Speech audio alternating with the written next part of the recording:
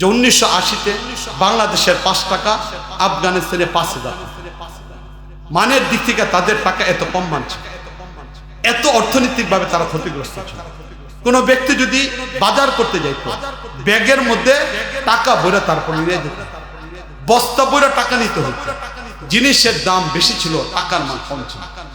এই তো আফগানিস্তান রাশিয়ার বিপক্ষে প্রায় বলতে গেলে 16 বছর, এরপরে তালিবান আসলো, এরপর আবার হাঙ্গামা তৈরি হলো, এরপরে দীর্ঘ 20 বছর পর্যন্ত 28টা রাষ্ট্র, পৃথিবীর সুপার পাওয়ার রাষ্ট্রগুলো এদের বিরুদ্ধে যুদ্ধ করলো।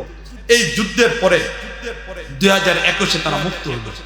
এবার 2021-এ যখন মুক্তি হলো, এবার চিন্তা করে দেখেন, খেলাফত ব্যবস্থা তারা তৈরি করে নাই, ঘোষণা এখনো পর্যন্ত তারা দেয় নাই, ইসলামী খেলাফত ব্যবস্থার ঘোষণা দেয় নাই, শুধুমাত্র ইমারতি ইসলামিয়ার ঘোষণা দিচ্ছেন যে আমরা ইসলামী আইনের উপরে চলব, এটুকু ঘোষণা দিচ্ছেন।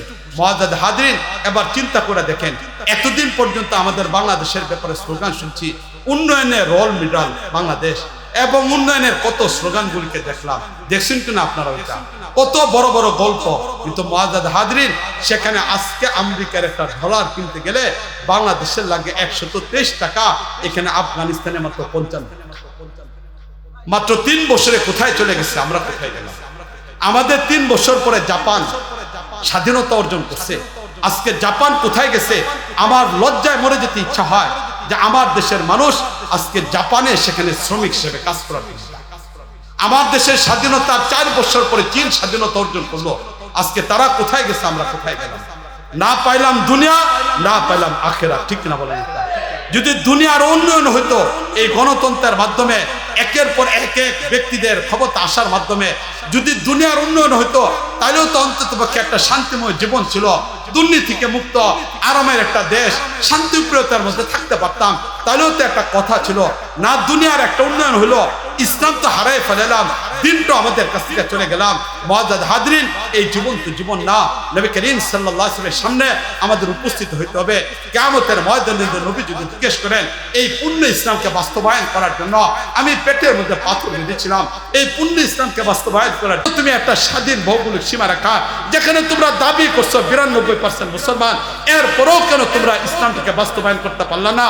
মসজিদ তৈরি করলা, মাদ্রাসা তৈরি করলা, খানকা তৈরি করলা, মাহফিল করলা, সব জায়গায় তোমাদেরকে পাওয়া গেল, কেন আমার পূর্ণ ইসলামটাকে তোমরা বাস্তবায়ন করলা না? সেদিনকে আমরা পারবো নবীর সামনে এই প্রশ্ন উত্তর দিতে। আল্লাহুম্মা সাল্লি আলা মুহাম্মাদিন ওয়া আলা আলি মুহাম্মাদ কামা সাল্লাইতা আলা ইব্রাহিম ওয়া আলা আলি ইব্রাহিম ইন্নাকা হামিদুম মাজিদ। আলহামদুলিল্লাহ, আলহামদুলিল্লাহ ওয়া কাফা ওয়া সালামুন আলা ইবাদিহিল্লাযীনা ইসতাফা। আম্মা বা'দ, ফাআউযু বিল্লাহি মিনাশ শাইতানির রাজীম। বিসমিল্লাহির রাহমানির রাহিম। لقد كان لكم في رسول الله أسوة حسنة. وعن جابر بن عبد الله رضي الله تعالى عنه قال قال رسول الله صلى الله عليه وسلم الإسلام يعلو ولا يعلى عليه، أو كما قال عليه الصلاة والسلام. صدق الله مولانا العظيم، وصدق رسوله النبي الكريم، ونحن على ذلك من الشاهدين والشاكرين، والحمد لله رب العالمين. سبحانك لا علم لنا إلا ما علمتنا إنك أنت العليم الحكيم.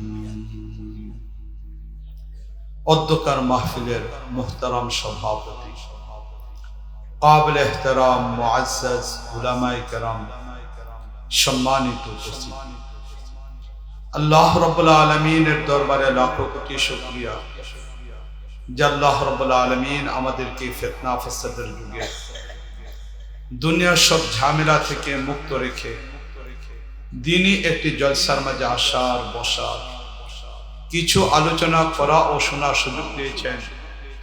আল্লাহ রাব্বুল আলামিন আমাদেরকে আল্লাহ রাব্বুল আলামিনের দরবারে শুকরিয়া হিসেবে সকলে বলি আলহামদুলিল্লাহ। মুআজ্জাজ হাজিরিন, আমি আপনাদের সামনে কোরআন কারীমের ছোট্ট একটা আয়াতের অংশ বিশেষ পড়েছি। হযরত জাবের রাদিয়াল্লাহু তাআলা আনহু থেকে বর্ণিত একটা হাদিসের অংশ পড়েছি। খুব লম্বা চড়া কোনো কথা বলবো না, একদম 9টায় আলোচনাকে শেষ করে দেওয়ার চেষ্টা করব। এই অল্প সময়ের মাঝে যেন আমাদের সকলের উপকার হয়। আল্লাহ রাব্বুল আলামিন এমন কথাবার্তা বলা এবং শোনার তৌফিক। আল্লাহ রাব্বুল আলামিন মানুষের মাঝে বৈচিত্র্য রেখে দিয়েছেন। মানুষের মাঝে বিভিন্ন ধরনের বস্তুগুলোকে আল্লাহ রাব্বুল আলামিন রেখে দিয়েছেন। মানুষ ভালো খাবার খেতে পছন্দ করে, এটা মানুষের স্বভাবগত একটা বৈশিষ্ট্য। যদি সাধারণ খাবার হয় এটা খেতে চায় না, যদি ভালো খাবার হয় এই ভালো খাবারটা মানুষ খেতে চায়, এটা মানুষের বৈশিষ্ট্য। ভালো কাপড় মানুষ পরতে চায়, ছিঁড়া নোংরা ময়লাযুক্ত কাপড় মানুষ পরতে চায়। ভালো জায়গাগুলোতে মানুষ যেতে চায়। কাউকে হয়তো পাহাড় আকর্ষণ করে, বন্ধের সময়গুলোতে পাহাড়ে ঘুরতে চলে যায়, কেউ হয়তো সমুদ্রের পাড়ে চলে যায় এই সমুদ্রের সৌন্দর্যটাকে দেখার জন্য, কেউ হয়তো কোনো জঙ্গলে চলে যায়।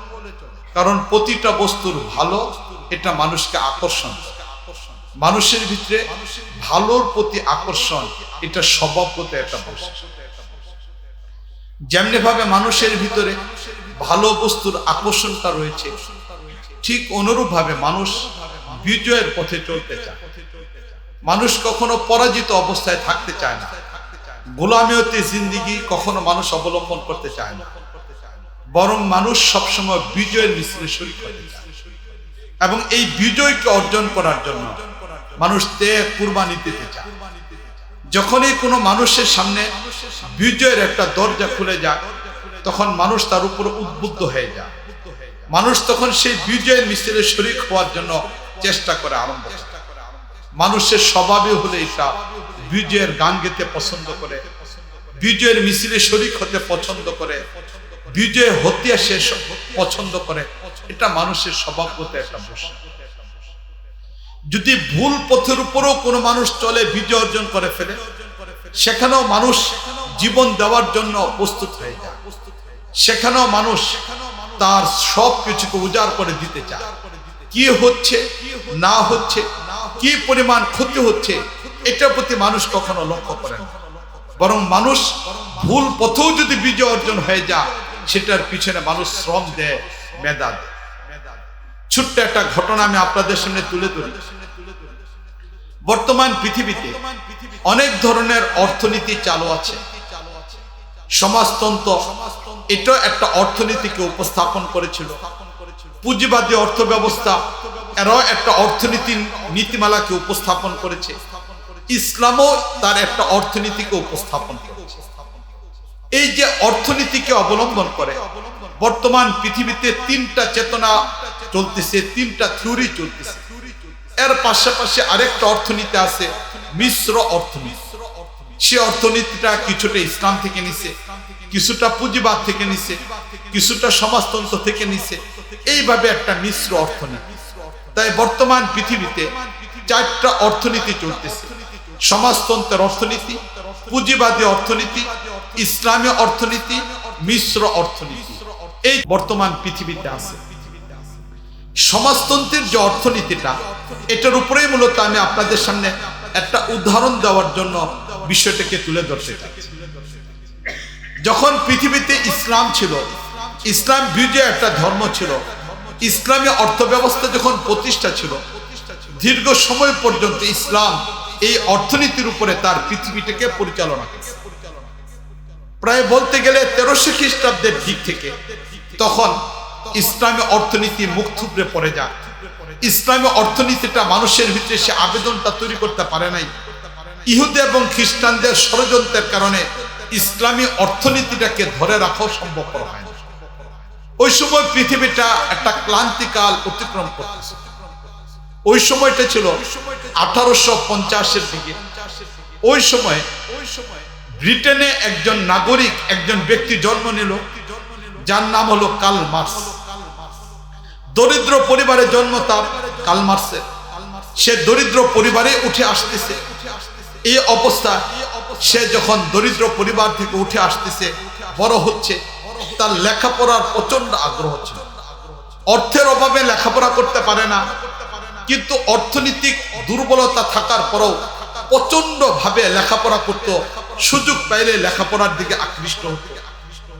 এই অবস্থা কার্ল মার্কস চলে আসলো ইংল্যান্ডের ঐতিহাসিক ইউনিভার্সিটি অক্সফোর্ড ইউনিভার্সিটির পাশে। সেখানে চলে আসার পরে একটা হোটেল বয়ের দায়িত্ব নিল, কাজ করে বাকি সময় অক্সফোর্ড ইউনিভার্সিটিতে লাইব্রেরিতে লেখাপড়া করে। তার পছন্দনীয় সাবজেক্ট হলো অর্থনীতি। এটার উপরে সে পড়া আরম্ভ করলো। এটার উপর ভিত্তি করে গোটা জীবনের অভিজ্ঞতার দ্বারা একটা বই লিখলো। বইয়ের নাম হলো ডাস্ট ক্যাপিটাল। মাত্র 16 পৃষ্ঠার একটা বই সে লেখে। বইটা ছাপানোর কোনো অর্থও নাই। দরিদ্র মানুষ বোনের কাছ থেকে টাকা আনছে, কখনো কখনো অন্যদের কাছ থেকে ধার করছে, ধার করে এই বইটাকে ছাপাইছে। এই ছাপানোর পরে কি হবে না হবে সে জানে না। সে দুনিয়া থেকে বিদায় নিছে। সে যখন মারা গেছে, বইটা ছাপানো ছিল, এই অবস্থায় দুনিয়া থেকে চলে গেছে। সময় চলতে লাগলো, চলতে চলতে 1900 খ্রিস্টাব্দে চলে আসলো। 1900 খ্রিস্টাব্দ যখন চলে আসলো, ওই সময়ে রাশিয়া বর্তমান পৃথিবীতে ভৌগোলিক সীমা রাখা যাদের রাষ্ট্রটা সবচেয়ে বড়, যে জায়গাতে ইমামে বুখারী রহমতুল্লাহ আলাইহি জন্ম নিয়েছিলেন, যেখানে ইমামে মুসলিম রহমতুল্লাহ আলাইহি জন্ম নিয়েছিলেন, যেখানে ইমামে তিরমিজি রহমতুল্লাহ আলাইহি জন্ম নিয়েছেন, যেখানে ইমামে আবু দাউদ সাজিস্তানি রহমতুল্লাহ আলাইহি জন্ম নিয়েছেন, যেখানে ইবনে মাজার মুসান্নিফ রহমতুল্লাহ আলাইহি জন্ম নিয়েছেন, যেখানে তহাবির মুসান্নিফ রহমতুল্লাহ আলাইহি আবু জাফর রহমতুল্লাহ আলাইহি জন্ম নিয়েছেন, যারই পাশে মাওয়ারাউন নাহার, সেখানে ইমামে মুরগানানি রহমতুল্লাহ আলাইহি জন্ম নিয়েছেন, ইমাম আবুল হাসান আশআরী রহমতুল্লাহ আলাইহি জন্ম নিয়েছেন, ইমাম আবু মনসুর মাতুরিদি রহমতুল্লাহ আলাইহি জন্ম নিয়েছেন। ইসলামের বড় বড় ব্যক্তিরা জন্ম নিয়েছেন। এ হলো রাশিয়া। এই রাশিয়ার এই ছেলেটা 1900 খ্রিস্টাব্দে সে এই অক্সফোর্ড ইউনিভার্সিটিতে পড়তে যায়। তারও পছন্দনীয় সাবজেক্ট ছিল অর্থনীতি। এই অর্থনীতির উপরে ছেলেটা পড়তেছে, তার নাম হলো লেনিন। সে এটার উপরে পড়া আরম্ভ করলো। সে যখন অর্থনীতির উপরে পড়তেছে, তখন সে অর্থনীতির প্রফেসর ছিলেন একজন। তিনি অর্থনীতির অনেকগুলো বিষয়গুলো সমাধান দিতে পারতেছেন না। অনেকগুলো বিষয়গুলোকে নিয়ে তিনি চিন্তার মধ্যে পড়ে গেছেন। এবার এই প্রফেসর তিনি পেরেশানের মধ্যে আছেন, অর্থনৈতিক অনেক বিষয় সমাধান দিতে পারেন না। একদিন তিনি রাস্তা দিয়ে হেঁটে যাচ্ছেন, ফুটপাতে বই বিক্রি হচ্ছে। এমত অবস্থায় তিনি রাস্তার পাশে দাঁড়ালেন, ফুটপাতের বইগুলো দেখতেছেন। ওই জায়গায় তিনি ডাস্ট ক্যাপিটাল বইটা দেখলেন। এই বইটা দেখার পরে তিনি বইটা কিনলেন। 16 পৃষ্ঠার একটা বই, অর্থনীতির উপরে অভিজ্ঞ একজন মানুষ। তিনি এই বইটা দেখার পরে এবার তিনি এই বইটা পড়লেন। পড়ার পরে তিনি অর্থনৈতিক অনেকগুলো সমস্যার সমাধান পেয়ে গেলেন।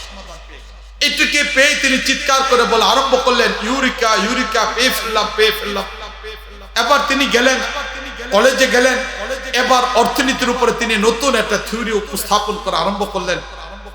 এই থিওরিটা উপস্থাপন করার পরে সেই থিওরির উপরে বিশ্বাস অর্জন করলো লেনিন। এবার লেনিন সেখান থেকে লেখাপড়া শেষ করে চলে আসলে রাশিয়াতে। 1901-এ রাশিয়াতে চলে আসলো। এই রাশিয়াতে আসার পরে কার্ল মার্কস তার অর্থনীতির উপরে যে থিওরির উপরে দাঁড়া করেছিল, তার মূল বস্তু ছিল এটা যে পৃথিবীতে অর্থটা সমান হারে বন্টন করা হবে। এখানে ধনী দরিদ্র কোনো তারতম্য থাকবে না। এখানে শিক্ষিত অশিক্ষিত কোনো তারতম্য থাকবে না। সর্বোচ্চ পর্যায়ে চাকরিজীবী দরিদ্র এই ব্যক্তির মাঝে কোনো পার্থক্য থাকবে না। সকলের জন্য অর্থটা সমানভাবে বন্টন হবে। এটা ছিল কার্ল মার্কসের মূল থিওরি। তিনি মনে করেছিলেন এই থিওরির মাধ্যমে গোটা পৃথিবী যদি চলে আসে, তাহলে অর্থনীতি পুঁজিবাদী তৈরি হবে না, দুর্নীতিবাজ তৈরি হবে না। সকলেই যেহেতু সরকারের মাধ্যমে নির্ধারিত একটা অর্থ পাবে, এটা দ্বারা শিক্ষিত মানুষও চলবে, অশিক্ষিত মানুষও চলবে, সবাই এটার উপর জীবন যাপন করবে। এটা ছিল তার। কিন্তু তার এই থিওরিটা ইসলামের বিপরীত। কারণ ইসলাম এই কথা বলে ধনী দরিদ্র সমাজের প্রয়োজন আছে। ধনী ব্যক্তি অর্থ আল্লাহ রাব্বুল আলামিন তাকে দিয়েছেন পরীক্ষার জন্য, দরিদ্র ব্যক্তিকে আল্লাহ রাব্বুল আলামিন অর্থ দেয় নাই পরীক্ষা করার জন্য। এই দুনিয়াটা মুসলমানদের কাছে পরীক্ষার জায়গা। এখানে আল্লাহ রাব্বুল আলামিন কাউকে দিয়ে পরীক্ষা করেন, কাউকে না দিয়ে আল্লাহ রাব্বুল আলামিন পরীক্ষা করেন। এবং পৃথিবীতে একজন আরেকজনের মুখাপেক্ষী থাকবে। ধনী ব্যক্তি দরিদ্রের মুখাপেক্ষী থাকবে, দরিদ্র ব্যক্তি বড় লোকের মুখাপেক্ষী থাকবে। একজন আরেকজনের কাজে সহযোগী হবে, অর্থের আদান প্রদান হবে। এই পদ্ধতিতে আল্লাহ রাব্বুল আলামিন দুনিয়াতে অর্থটাকে বন্টন করছে। তাহলে কার্ল মার্কসের এই থিওরিটা সম্পূর্ণ ইসলামের বিপরীত ছিল, সম্পূর্ণ ইসলামের বিপরীত একটা থিওরি ছিল। এবার যখন ডাস ক্যাপিটাল বইটাকে অবলম্বন করে লেনিন রাশিয়াতে চলে গেল, রাশিয়াতে যাওয়ার পরে আবার রাশিয়াতে সেই লেনিন এটাকে বাস্তবায়ন করা আরম্ভ করলো। সেই জাতিকে একটা অন্ধ বিশ্বাসের উপরে, ভুল একটা থিওরির উপরে এবার লেনিন উদ্বুদ্ধ করা আরম্ভ করলো। এবার লেনিন সেখানে স্লোগান দেওয়া আরম্ভ করলো, কেউ খাবে কেউ খাবে না, তা হবে না তা হবে না, এমন কিছু চমকপ্রদ কথাগুলোর মাধ্যমে যুবকদেরকে উদ্বুদ্ধ করলো। এবার চলে আসলো যুবকরা একটা বিজয়ের স্বপ্ন দেখে। এই বিজয়ের স্বপ্নে যখন যুবকরা উদ্বুদ্ধ হলো, থিওরিটা ছিল ভুল, কিন্তু এটার উপরে যখন যুবকরা উঠে আসলো, ফলাফল কি হলো? এই ভুল থিওরির উপরে চলে আসার কারণে রাশিয়াতে তখন উলামায়ে কেরাম, আলেম সমাজ, ইসলামের অভিজ্ঞ মানুষগুলো যখন লেনিনের সামনে এই মতবাদের বিপরীত ইসলামের থিওরিকে উপস্থাপন করা আরম্ভ করলো, সংঘাত শুরু হয়ে গেল। এই সংঘাতের উপর ভিত্তি করে তখন রাশিয়াতে মাদ্রাসাগুলো বন্ধ করে দেওয়া হলো, উলামায়ে কেরামের হত্যা করা হলো, মসজিদগুলোকে বন্ধ করে দেওয়া হলো। ইসলামের বিপক্ষে পূর্ণ রাশিয়া ইসলামের বিপক্ষে চলে গেল। যেখানে উলামায়ে কেরাম সেখানে তাদেরকে হত্যা করা হলো, মাদ্রাসা মসজিদ বন্ধ করে দেওয়া হলো।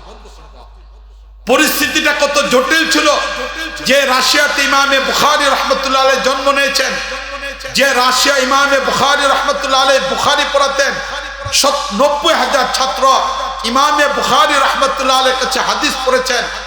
যে ইমামে বুখারী ইমামে মুসলিম রাহমাতুল্লাহ আলাইহি রাশিয়াতে জন্ম নিয়েছিলেন, যে ইমামে আবু দাউদ রাহমাতুল্লাহ আলাইহি রাশিয়াতে জন্ম নিয়েছিলেন, এত বড় বড় উলামায়ে কেরাম জন্ম নিয়েছিলেন। রাশিয়ার পরিস্থিতি এমন হলো যে সেই লেনিন এবং কার্ল মার্কসের সেই চিন্তা চেতনা বাস্তবায়ন করার লক্ষ্যে যখন সেখানে ইসলামকে প্রতিপক্ষ মনে করে আক্রমণ করা হলো, মসজিদ বন্ধ করে দেওয়া হলো, মাদ্রাসা বন্ধ করে দেওয়া হলো, উলামায়ে কেরামকে হত্যা করা হলো, পরিস্থিতিটা এত জটিল গেল আজও পর্যন্ত রাশিয়াতে কোরআনে কারীম রাখা। 2006 এর ঘটনা। বর্তমান পাকিস্তানের উল্লেখযোগ্য আলেম মাওলানা জুলফিকার আলী নকশবন্দি দামাত বরকাতুম তিনি ঘটনা উল্লেখ করেছেন। 2006 ওনাকে রাশিয়াতে দাওয়াত দেওয়া হলো, তিনি রাশিয়াতে গেলেন। সেখানে ওনার প্রোগ্রামগুলোর একটা প্রোগ্রাম ছিল, এক বাড়িতে এক ছোট্ট বাচ্চা কোরআনে কারীমের হাফেজ হয়েছে, সেই বাচ্চার মাথায় পাগড়ি দেওয়ার অনুষ্ঠান। সেখানে মাওলানা জুলফিকার আলী নকশবন্দি দামাত বরকাতুমকে নিয়ে যাওয়া হলো। তিনি সবসময় নিজের কাছে কোরআনে কারীমকে রাখতেন, পকেটে কোরআনে কারীমকে রাখতেন। কোরআনে কারীমকে সাথে রাখা ওইটাও বরকতের কারণ। এটার মধ্যে আল্লাহ রাব্বুল আলামিন অনেক সময় অনেক আপদ বিপদ থেকে এই কোরআনে কারীমের কারণে আল্লাহ রাব্বুল আলামিন হেফাজত করেন। তো উনি নিজের কাছে সবসময় কোরআনে কারীমকে রাখতেন। এই কোরআনে কারীমকে রাখার কারণে তিনি যখন প্রোগ্রামে গেলেন, প্রোগ্রামে যাওয়ার পরে ঘোষণা হলো যে এই ছোট্ট বাচ্চা কোরআনে কারীমের হাফেজ, তার মাথায় পাগড়ি দেওয়া হবে। এবার পাগড়ি দেওয়া হলো। এই অনুষ্ঠানকে অবলম্বন করে সেখানে বিভিন্ন মেহমানকে দাওয়াত দেওয়া হলো। সেখানে তিনি গেলেন, মেহমানরা খাবার খাচ্ছেন, মাওলানা জুলফিকার আলী নকশবন্দিও খাবার খাচ্ছেন। এবার তার সামনে সেই হাফের বাচ্চাকেও বসানো হলো। খাবার শেষ, বাচ্চাকে নিয়ে তিনি খাবার খেলেন। খাবার খাওয়ার পরে এবার মাওলানা জুলফিকার আলী নকশবন্দি তার পকেট থেকে কোরআনটা বের করে এই বাচ্চার সামনে দিলেন। দিয়ে এক জায়গা থেকে বললেন যে বাবা, আজ তোমাকে কোরআনে কারীম হেফজ করার কারণে পাগড়ি দেওয়া হলো, তুমি একটু কোরআনে কারীম থেকে পড়ো। এই বাচ্চাকে যখন দেখে কোরআনে কারীম পড়ার জন্য একটা জায়গা নির্ধারণ করে দেওয়া হলো, এবার এই বাচ্চা পড়তে পারে না। মৌলানা জুলফিকার আলী সাহেব আশ্চর্য হয়ে গেলেন, এই বাচ্চা হাফেজ, দেখে কোরআন কারীম পড়তে পারতেছে না, তাহলে সে হাফেজ কেমনে হলো? তিনি জায়গা পরিবর্তন করে আরেক জায়গা থেকে দিলেন, দ্বিতীয় জায়গা থেকেও যখন দিলেন তখনও পড়তে পারে না। তিনি আরো আশ্চর্য হলেন, এবার তৃতীয় আরেক জায়গা থেকে দিলেন, দেখা গেল এই বাচ্চা এরকম আশ্চর্য হয়ে তার দিকে তাকিয়ে এসে কোরআন কারীম ধরে পড়তে পারতেছে না। এই দৃশ্যটা দূর থেকে তার বাচ্চার বাবা দেখতেছেন, তিনি ছুটে আসলেন। ছুটে আসার পরে বলেন যে হযরত কি হয়েছে? আবার মৌলানা জুলফিকার আলী নকশবন্দি দামাত বরকাতুম বলেন যে এই বাচ্চাকে আজকে হাফেজ হিসেবে মাথায় পাগড়ি দেওয়া হয়েছে, অথচ তাকে কোরআন কারীম ধরে পড়ার কথা আমি বললাম, সে তো ধরে কোরআন কারীম পড়তে পারে না। যখন এই কথা বলল তখন এই বাচ্চার বাবা বললেন যে হুজুর, লেনিনের সময় থেকে নিয়ে রাশিয়াতে ইসলাম এবং মুসলমানদের বিপক্ষে যে পরিস্থিতি তৈরি করা হয়েছে, এখনো পর্যন্ত সেই পরিস্থিতি থেকে আমরা মুক্ত অর্জন করতে পারি নাই। এখনো পর্যন্ত আমরা স্বাভাবিক অবস্থায় ফিরে আসতে পারি নাই। লেনিন হয়তো চলে গিয়েছে, কার্ল মার্কস সেই চিন্তা চেতনাও বাতিল হয়েছে, কিন্তু এখনো পর্যন্ত এই দেশে কোরআন কারীম ঘরের মধ্যে রাখা নিষিদ্ধ। তা আমাদের বাচ্চারা কোরআন কারীম দেখে পড়তে পারে না। আমাদের দেশে মাদ্রাসা, ইসলামী মাদ্রাসা রাখা নিষিদ্ধ। তাই আমরা মুসলমান যে অঞ্চলে থাকি, এই অঞ্চলের মুসলমানদের জন্য বাচ্চাদেরকে হাফেজ বানানোর জন্য আমরা কোনো একজন সম্পদশালী ব্যক্তির বাড়ির নিচে আন্ডারগ্রাউন্ড, এই আন্ডারগ্রাউন্ড থেকে মাদ্রাসা বানাই। সেখানে কোনো হাফেজকে আমরা নিয়ে আসি, তিনি তার পরিবার পরিজনকে নিয়ে সে আন্ডারগ্রাউন্ডে থাকেন। আমাদের মুসলিম বাচ্চারা সেখানে যায় এবং সেখানে গিয়ে তারা কোরআন কারীম মুখস্থ করে। এখানে যেহেতু কোরআন কারীম রাখা নিষিদ্ধ, তাই আমাদের কারো কাছে কোরআন কারীম নাই। ওই হাফেজ সাহেবরা একটা দুইটা তিনটা করে আয়াত বাচ্চাকে মুখস্থ করা, বাচ্চা এটার উপর ভিত্তি করে কোরআন কারীমের হাফেজ হয়। বাচ্চারা কোনোদিন আলিফ, বা, তা, সা এই অক্ষরগুলিকে চিনে না, তারা কোনোদিন কোরআন কারীম দেখে না, তারা কোনো অবস্থায় কোরআন কারীমের স্পর্শ পায় না, কিন্তু কোরআন কারীম না দেখে তারা কোরআন কারীমের হাফেজ। এই কথা বলার পরে এবার এই বাবা বললেন যে আপনি আমার বাচ্চাকে আজকে হাফেজ হিসেবে কোরআন কারীমের হাফেজ হওয়ার কারণে মাথায় পাগড়ি দিয়েছেন, আপনি তাকে যেখান থেকে ইচ্ছা জিজ্ঞেস করেন। এবার মৌলানা জুলফিকার আলী হাত থেকে কোরআন কারীমকে নিলেন, নেওয়ার পরে এই বাচ্চাকে জিজ্ঞেস করলেন। এবার যেখান থেকে জিজ্ঞেস করেন বাচ্চা পড়া আরম্ভ করে, ভুল ছাড়া পড়ে যাচ্ছে, নির্ভুলভাবে পড়ে যাচ্ছে, অথচ এই বাচ্চাটা কোরআন কারীম দেখে পড়তে পারে। মুআজ্জাজ হাজরিন, পৃথিবীর বুকে এমনও রাষ্ট্র যেখানে আজও পর্যন্ত কোরআন রাখা যায় না, সেখানে কোরআন কারীম ছাড়া কোরআন কারীমের হাফেজ। এবার চিন্তা করে দেখি রাশিয়া কেমন একটা পরিস্থিতি তৈরি করেছিল লেনিন, এখনো পর্যন্ত তার প্রভাব সেখানে রয়েছে। এই লেনিন যখন রাশিয়াতে তার সমাজতন্ত্রকে প্রতিষ্ঠা করলো, যুবকদেরকে যখন একটা বিশ্বাসের উপরে নিয়ে আসলো, যুবকদেরকে যখন একটা উত্তেজনার উপরে নিয়ে আসলো, একটা বিজয়ের স্বপ্ন যখন দেখালো, আর এটার উপর ভিত্তি করে সেই রাশিয়াতে 1901 থেকে নিয়ে 1939 পর্যন্ত সর্বমোট 38 বছরে ইসলাম মুসলমানদেরকে প্রতিপক্ষ বানায় শুধু রাশিয়াতে 1,19,00,000 মুসলমানকে শহীদ করেছে। একজন দুজন 1,19,00,000 মুসলমানকে শহীদ করছে এই কমিউনিজম। এবার চিন্তা করে দেখেন কত কঠিন একটা বিষয় তারা নিয়ে আসছিল। মুআজ্জাজ হাজরিন, সেই লেনিন যখন গোটা পৃথিবীর সেই সমাজতন্ত্রকে প্রতিষ্ঠা করতেছিল, যার উপর উদ্বুদ্ধ হয়ে চীনে মাও সেতুং সেখানেও তিনি সমাজতন্ত্রকে প্রতিষ্ঠা করতে চাইল। এই অবস্থায় তখন ভারত থেকে একজন আলেম উবাইদুল্লাহ সিন্ধি হলো তার নাম। সিন্ধ বর্তমান কাশ্মীরের একটা নদী, সেই জায়গার অবলম্বন করে সিন্ধ বলা হয়। সেই নদীকে অবলম্বন করে সেখানেই জন্ম নেওয়া উবাইদুল্লাহ নামে এক ছেলে, শিখ পরিবারের ছেলে ছিল, 12 বছর বয়স। তখন সে একটা বই পড়েছিল, বইয়ের নাম হলো তুহফাতুল হিন্দ। মুসলমানরা ভারতকে কি দিয়েছে, ভারতে মুসলমানদের অবদান কি। শিখ সম্প্রদায়ের ছেলে এই বইটা পড়লো, পড়ার পর সে মুসলমান হলো। পরিবারের পক্ষ থেকে নির্যাতন, নিপীড়ন, যে অবস্থায় ছেলেটা চলে আসলো দারুল উলুম দেওবন্দে। দারুল উলুম দেওবন্দে আসার পরে তখন দারুল উলুম দেওবন্দের প্রধান শিক্ষক ছিলেন শাইখুল-ইন মাহমুদ হাসান দেওবন্দি রহমতুল্লাহ আলাইহি। এবার শাইখুল-ইন মাহমুদ হাসান দেওবন্দি রহমতুল্লাহ আলাইহি এই মুসলিম ছেলেটাকে হৃদয় দিয়ে তৈরি করলেন, সর্বোচ্চ পর্যায়ে চিন্তা চেতনা দিয়ে তাকে ঘরে তুললেন। এই ছেলেটা তৈরি হলো। শেখুদ্দিন রহমতুল্লাহ আলাইহি ব্রিটিশ বিরোধী আন্দোলনে এই ছেলেটাকে কাজে লাগাইলেন এবং আন্দোলনকে সফল করার জন্য তাকে সার্বিকভাবে প্রশিক্ষণ দিলেন। আন্দোলন যখন চলতেছে এমন অবস্থায় ব্রিটিশরা এই তথ্য জানার পরে উবাইদুল্লাহ সিন্দির ব্যাপারে পরোয়ানা জারি করলো, যার কারণে উবাইদুল্লাহ সিন্দি রহমতুল্লাহ আলাইহি রাশিয়াতে চলে গেলেন। যখন উবাইদুল্লাহ সিন্দি রহমতুল্লাহ আলাইহি রাশিয়াতে গেলেন, এবার রাশিয়াতে গিয়ে সেখানে গিয়ে তিনি লেনিনের সাথে সাক্ষাৎ করলেন। লেনিন এবং উবাইদুল্লাহ সিন্দি রহমতুল্লাহ আলাইহি বসলেন।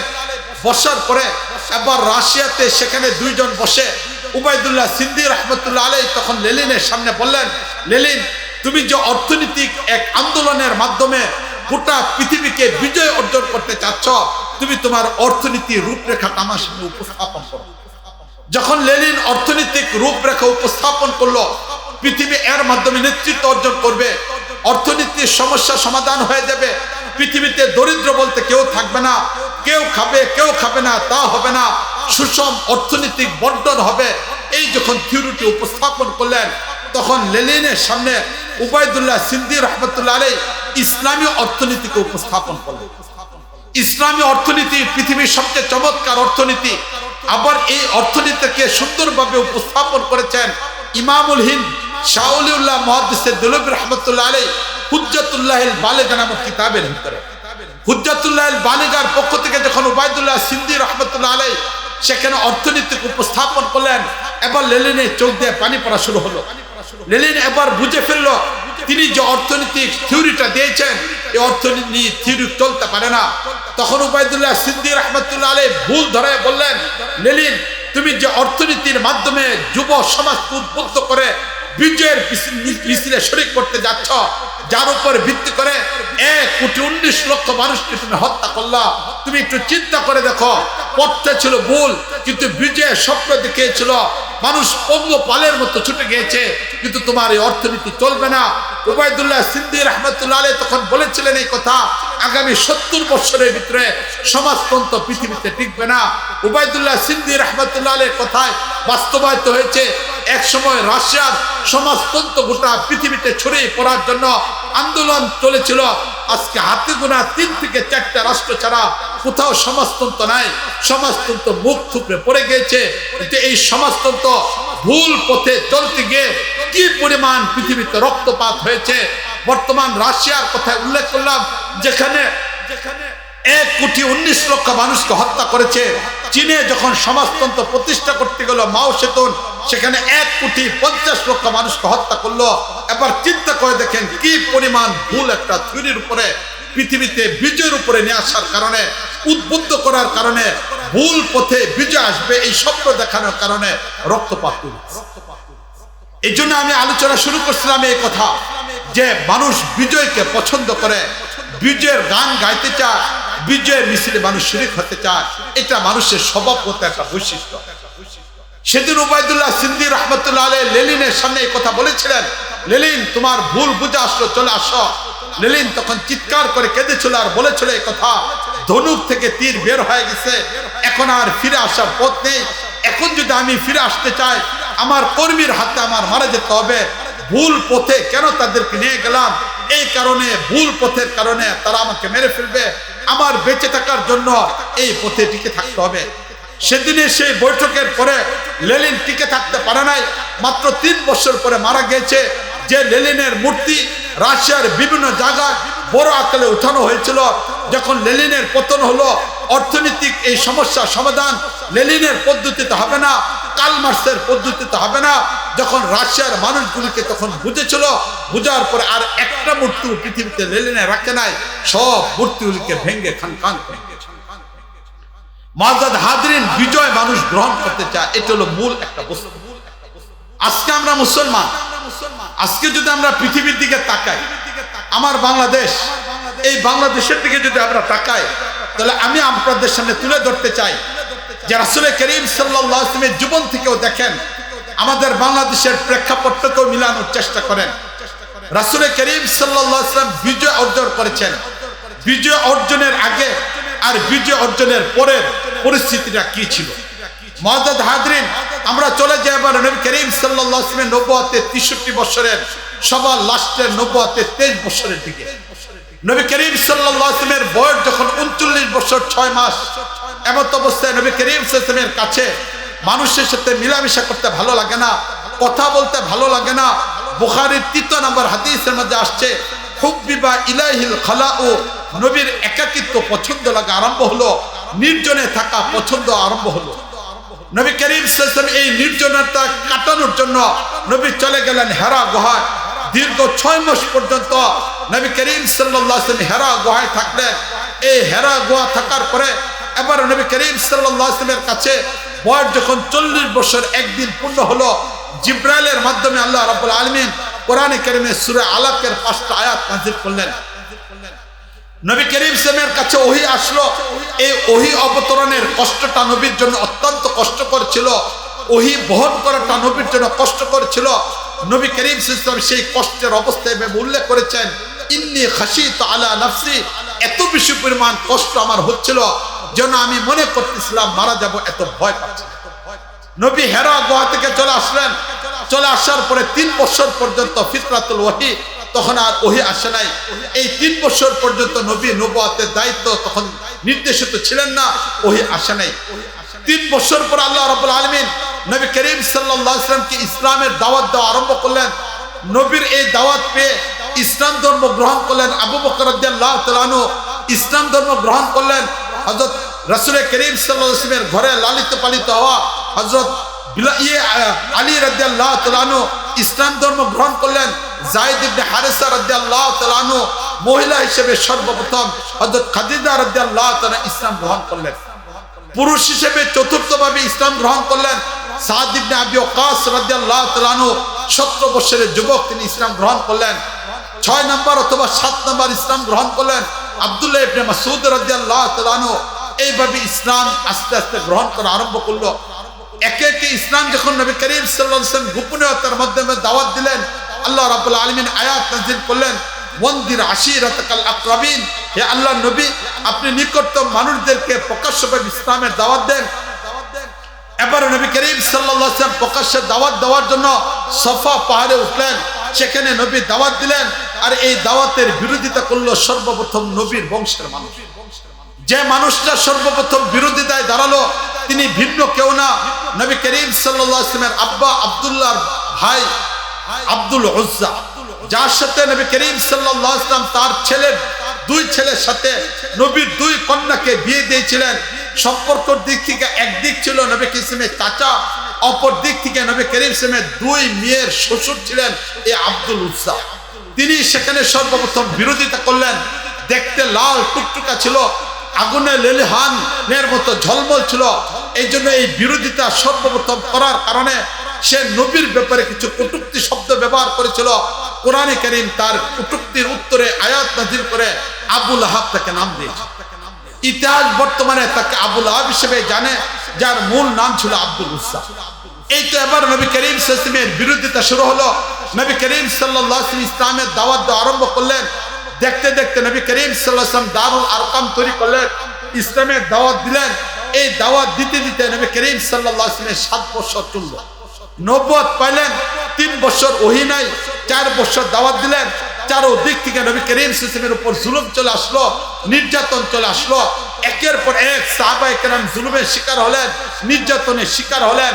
ওই তো কখনো সংবাদ চলে আসতেছে আম্মারের পরিবারের উপর জুলুম চলতেছে, কখনো সংবাদ চলে আসতেছে বেলালকে এরকম শাস্তি দেওয়া হচ্ছে, কখনো সুমাইয়াকে শহীদ করে দেওয়া হচ্ছে। একের পর এক নির্যাতন নিপীড়ন, পুরা মক্কা এক ভয়ঙ্কর পরিস্থিতি চলতেছে।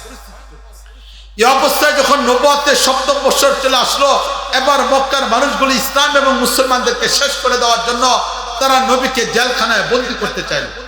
নবী এবং সাহাবায়ে কেরামদেরকে নিয়ে তারা জেলখানায় বন্দী করলো। ওই যুগে জেলখানাটা ছিল বর্তমান কাবাতে ঢোকার জন্য 101টা দরজা আছে। 1 নম্বর দরজা হলো বাবু আব্দুল মালিক। এই বাবে আব্দুল মালিক দিয়ে ঢোকার পরে সামনে দিয়ে যে জায়গাটা আছে এটা ছিল শাহাবে আবি তালেব। এটা ছিল একসময় শাহাবে আবি তালেব। এটা বর্তমানে হেরেমের ভিতরে পড়ে গিয়েছে। এই জায়গায় 2 পাহাড়ের মধ্যভাগে খালি জায়গা, এই জায়গায় মানুষদেরকে বন্দী করা হতো। এবার নবী করিম সাল্লাল্লাহু আলাইহি ওয়াসাল্লামকে শিয়াবে আবি তালেবে বন্দী করা হয়।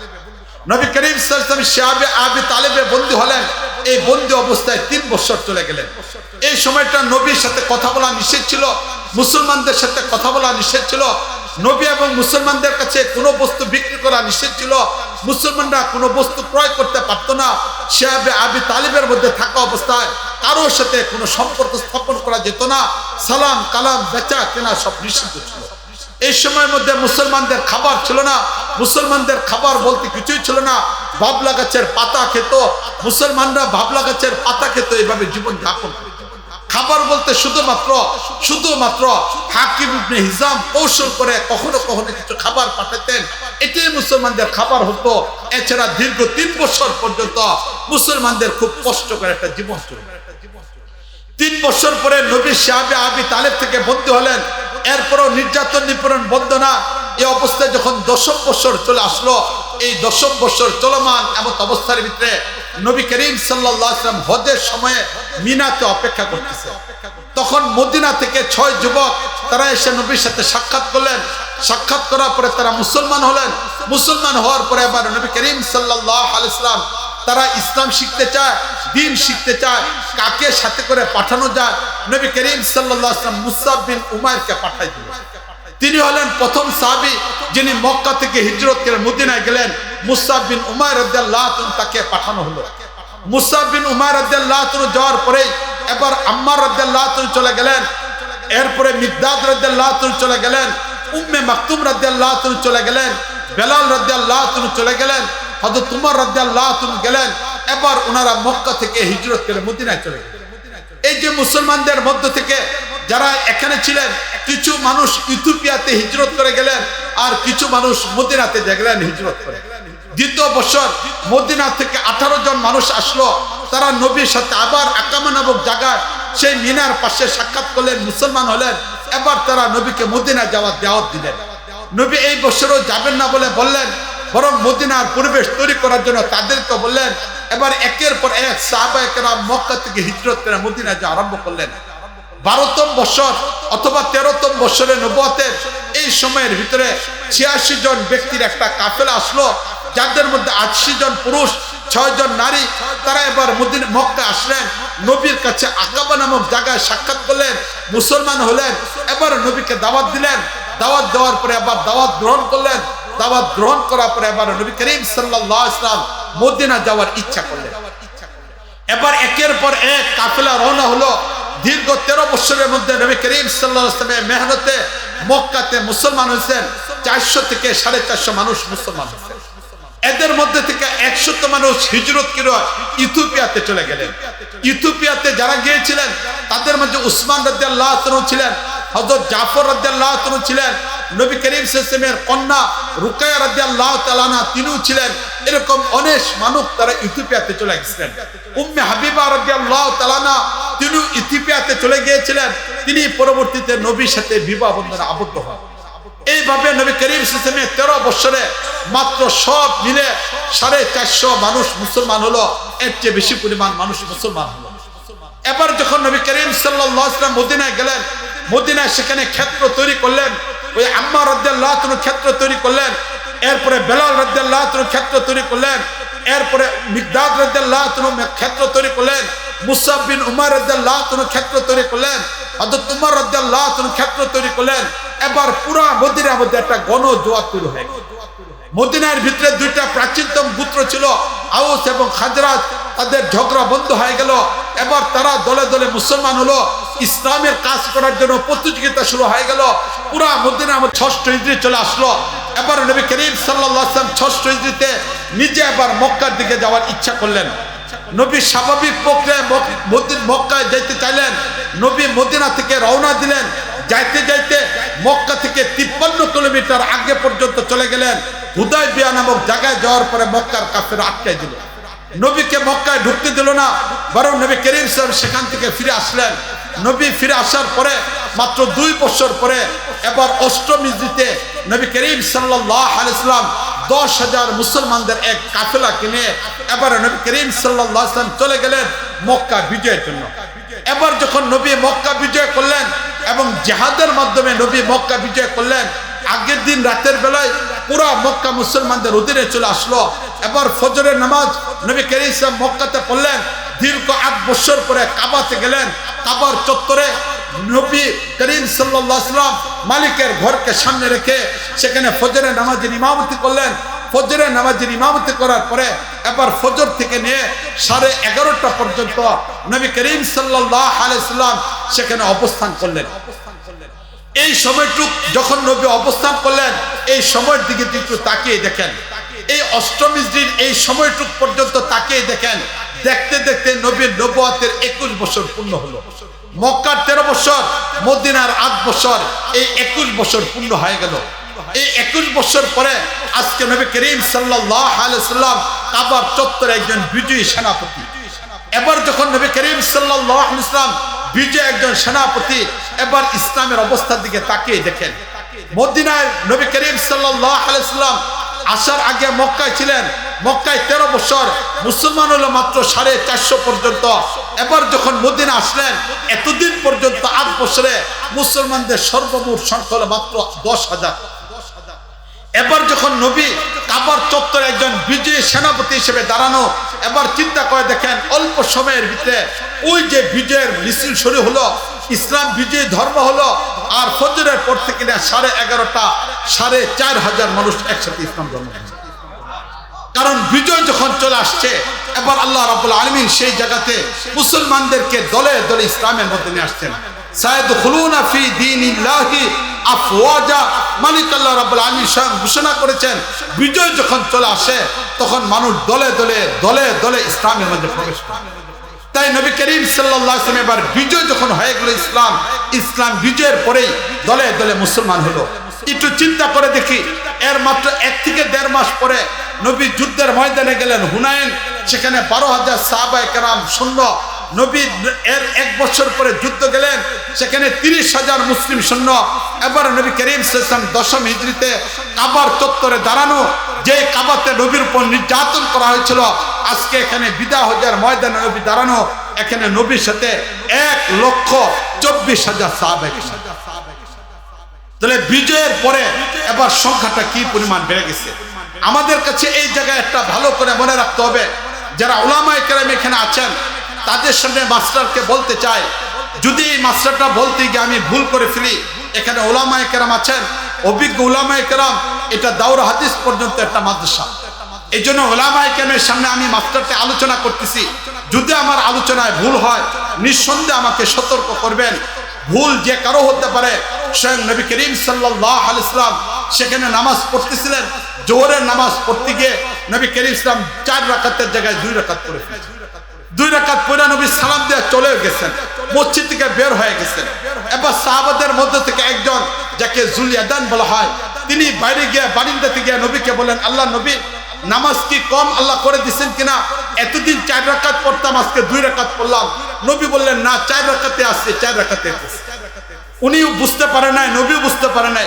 জুলয়াদান রাদিয়াল্লাহু তাআলা বলেন, না আল্লাহ নবী, কিছু একটা হয়েছে। নবী আবার মসজিদে চলে আসা বললেন যে দেখো, জুলয়াদান বলতেছে যে এই জায়গায় নাকি ভুল হয়েছে। এবার সব সাহাবা কেরাম বললেন, হ্যাঁ আল্লাহ নবী, ভুল হয়েছে। এবার নবী করিম সাল্লাল্লাহু আলাইহি ওয়াসাল্লাম বাকি 2 রাকাত পড়েছেন। নবী এরকম ভাবে ভুল হয়েছেন, আল্লাহ সতর্ক করে দিচ্ছেন, সাথে সাথে এগুলিকে সতর্ক হয়ে গেছে। ভুল যে কোনো মানুষের হতে পারে, সুতরাং নবীর ভুল হয়েছে, আল্লাহ রাব্বুল আলামিন সাথে সাথে ওহীর মাধ্যমে ঠিক করে দিয়েছেন, ভুল থেকে সতর্ক করে দিয়েছেন। নবী এগুলো থেকে মুক্ত হয়ে গেছেন। তাই ইসলামের ভিতরে কোথাও ভুল পদ্ধতি নাই, কোনো জায়গার মধ্যে কোনো ভুল নাই, সব ঠিক। কিন্তু নবীর জীবনে এমন হয়েছে, এটা কোরআন এবং হাদিসের দ্বারা প্রমাণ। মুআজ্জাজ হাজরিন, যে কথাটা আমি বলতেছিলাম, ভুল আমারও হতে পারে। আমি এই জায়গায় যে মাস্টারটা আপনাদের সাথে তুলে ধরতে চাই, সে মাস্টারটা নবী মক্কা থেকে মদিনায় গেলেন, সেখানে ইসলামী রাষ্ট্র ব্যবস্থা তৈরি করলেন। এই ইসলামী রাষ্ট্র ব্যবস্থা প্রচলিত কোনো পদ্ধতির মাধ্যমে না, নবী করিম ইসলাম গণজোয়ারের মাধ্যমে তৈরি করছেন। ঠিক না বলেন? দ্বিতীয় পর্যায়ে নবী মক্কা থেকে মদিনা গেলেন। মদিনায় বিজয় অর্জন করার ক্ষেত্রে সেখানে নবী জিহাদকে ব্যবহার করেন। তাহলে আমাদের সামনে হয়তো মক্কার আদর্শ থাকবে অথবা মদিনার আদর্শ থাকবে, এর বাইরে মুসলমানদের কাছে আর কোনো পদ্ধতি থাকতে পারে। এটা হলো নবী করিম সাল্লাল্লাহু আলাইহি ওয়াসাল্লামের আদর্শ। এই মাস্টারটা আমি আপনাদের সামনে তুলে ধরতে চাইলাম। ইকামতে দিন, দিন বিজয় হবে, মালিক আল্লাহ রাব্বুল আলামিন দ্বীনকে বিজয় করবেন, এবং দ্বীন যদি বিজয় হয় তাহলে এই ক্ষেত্রে নবী করিম সাল্লাল্লাহু আলাইহি ওয়াসাল্লাম বিজয় অর্জন করেছেন। আমাদের ইসলাম পরিপূর্ণ একটা জীবন ব্যবস্থা, এখানে কোথাও কোনো ধরনের অপূর্ণতা নেই।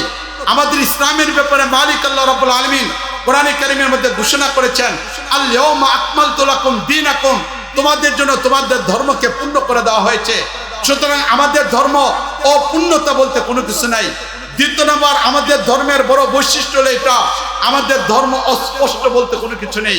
আমাদের ধর্ম পরিষ্কার, যে কোনো মানুষের পক্ষে এই ধর্মের বিষয়গুলিকে বোঝা সম্ভব। আমাদের নবী মুহাম্মদ মুস্তাফা সাল্লাল্লাহু আলাইহি ওয়াসাল্লাম বলেছেন, তারাকতুকুম আলা মিল্লাতি বাইদাই, আমি তোমাদেরকে পরিষ্কার একটা ধর্মের উপর রেখে যাচ্ছি, লাইলুহা কানহারিহা, এই ধর্মের রাত্রিগুলো দিনের মতো আলোকিত, এখানে অস্পষ্ট কিছু নেই। যদি এই দুইটা আমাদের সত্য একটা জিনিস, নবী করিম সাল্লাল্লাহু আলাইহি ওয়াসাল্লামের উপর হাদিস, ইসলামের প্রতিটা বস্তু পরিষ্কার, দ্বিতীয় নম্বর ইসলাম পরিপূর্ণ একটা জীবন ব্যবস্থা, এটা যদি হয়ে থাকে, ইকামতে দ্বীন, দ্বীন কিভাবে প্রতিষ্ঠা হবে, দ্বীন কিভাবে বিজয় হবে, এটাও নিঃসন্দেহে আমাদের নবীর আদর্শ থেকে গ্রহণ করতে হবে। ভিন্ন কোনো পথ পদ্ধতির দ্বারা সেটাকে গ্রহণ করা যাবে না, ঠিক না বলেন? নবীকে আমাদের আদর্শ মানতে হবে। মালিক আল্লাহ রাব্বুল আলামিন ঘোষণা করেছেন, লাকাদ কানা লাকুম ফি রাসূলিল্লাহি উসওয়াতুন হাসানাহ, নবী করিম সাল্লাল্লাহু আলাইহি ওয়াসাল্লাম যদি আমাদের জন্য আদর্শ হয়ে থাকেন, এবার নবীর জীবনে এই দুইটার বাইরে ইকামতে দ্বীন, দ্বীন বিজয়ের জন্য আর কোনো পদ্ধতি আছে কিনা আমার জানা নেই। আমি একজন সিরাতের অধ্যায়ের মানুষ, আমি একজন ইতিহাস সম্পর্কে পড়া একটা মানুষ, আমি কওমি মাদ্রাসার একজন মানুষ, কিন্তু আমার কাছে পছন্দ লাগে সিরাত অথবা ইতিহাস পড়াটাকে আমি পছন্দ করি। আমাকে আলোচনার বিষয়বস্তু আমি ইতিহাস ভিত্তিক করে থাকি। আমার সামনে যদি এখন আলোচনা করতে বলেন নবীর জীবনে 23 বছরের প্রতিটা দিন, প্রতিটা সপ্তাহ, প্রতিটা মাস, আমি নবীর নবুয়তের 23 বছরের প্রতিটা দিনের কথা বলে দিব। যদি এরপর থেকে নিয়ে আজকে পর্যন্ত ইসলামী হুকুমতের কথাগুলিকে বলেন, কখন কাদের শাসন ব্যবস্থা ছিল, সবটাই যদি আমাকে বলেন, তাহলে আমি সেখানে বলে দেব কোন যুগের কোন বাদশা ছিল, কার যুগে কি কি সমস্যাগুলি ছিল, এই বিষয়গুলিকে আমি বলে দেব। এই জন্য আমি ইতিহাস সম্পর্কে পড়া একটা মানুষ। মালিক আমাকে হেফাজত করুন, গর্ব করে বলতেছি না, মালিক আল্লাহ রাব্বুল আলামিন অহংকার থেকে হেফাজত করো। শুধুমাত্র নিজে এই কথাটুকু বলতেছি যে এই সাবজেক্টটা আমার কাছে অত্যন্ত প্রিয় একটা সাবজেক্ট। আমার সামনে এই 1400 বছরের ইতিহাস সামনে, আমি আপনাদের সামনে সেই ইতিহাসের আলোকে বলতেছি, এবং আলোচনা শুরুতে এই কথাটা বলছি। যদি আমার এই তথ্যটা ভুল হয়ে থাকে আপনারা সংশোধন করে দেবেন, কিন্তু আমি বলতে চাই ইকামতে দ্বীনের জন্য নবীর সিরাত থেকে এই 1400 বছরের ইতিহাসে মক্কা অথবা মদিনা, এই দুইটার বাইরে আর কোনো পথ আর পদ্ধতি আমি খুঁজে পাই নাই। তাই ইসলামকে যদি বর্তমানেও কেউ বিজয় করতে চায়, তাহলে নিঃসন্দেহে গণজোয়ার তৈরি করতে হবে, অথবা জিহাদ ফি সাবিলিল্লাহ এর মাধ্যমেই তৈরি করা যাবে।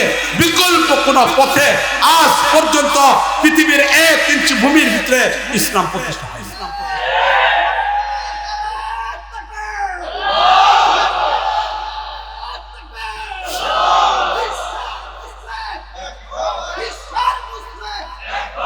মুআজ্জাজ হাজিরিন, একটু ভালো করে বিষয়টাকে চিন্তা করে দেখেন, আমাদের সামনে দুইটা পথ পদ্ধতি।